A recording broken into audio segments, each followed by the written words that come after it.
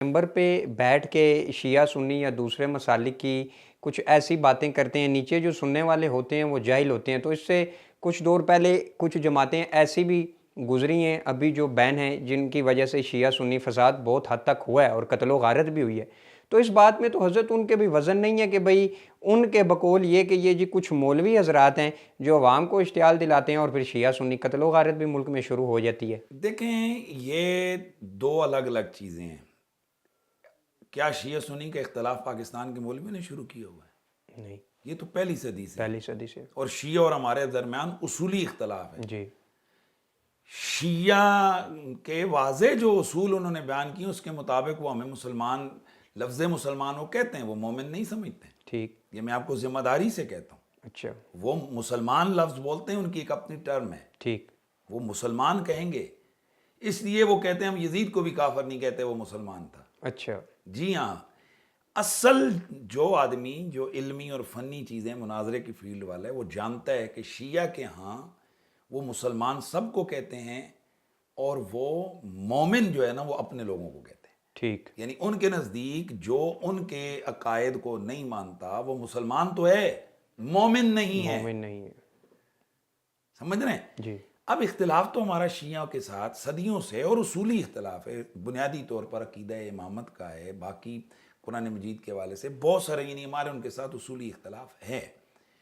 فرقہ واریت یا لڑائی جھگڑائی ایک اور چیز ہے۔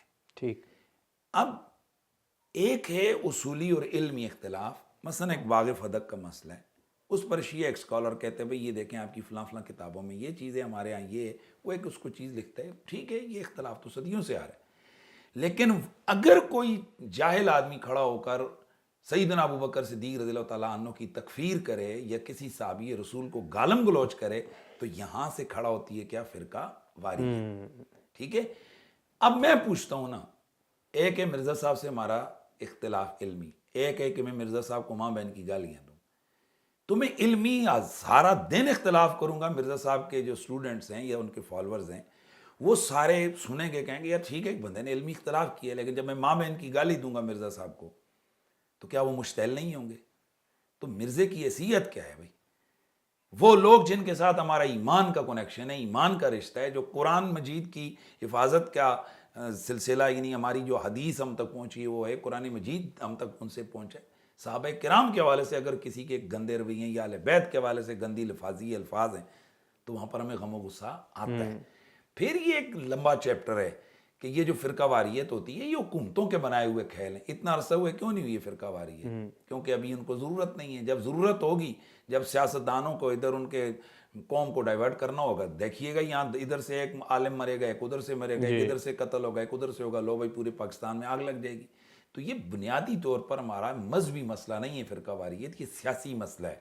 یہ سیاست کے لیے جو ہے نا، آپ دیکھ لیں ضیاء الحق صاحب نے جو ہے نا وہ ایک جماعت کھڑی کی تھی، ایک کراچی میں کھڑی کی، پھر ایک مذہب کے نام پر کھڑی کی، پھر ہمارے ایک پڑوسی ریاست کے اندر جب انقلاب آیا تو اس کا اثرات ختم کرنے کے لیے ایک جماعت کو کھڑا کیا گیا۔ کتابیں تو صدیوں پہلے بھی یہاں تھیں، وہ اتنی پیک پہ کیوں نہیں لے کر جایا گیا؟ پھر اچھا چلو وہ ہوا تھا، اب کدھر ہے وہ سارا؟ اب کیوں نہیں ہے وہ سارا؟ اس کا مطلب ہے ریاستیں ہی ان چیزوں کو ہوا دیتی ہیں اور ریاستیں ہی ان چیزوں کو ختم کر دیتی ہیں۔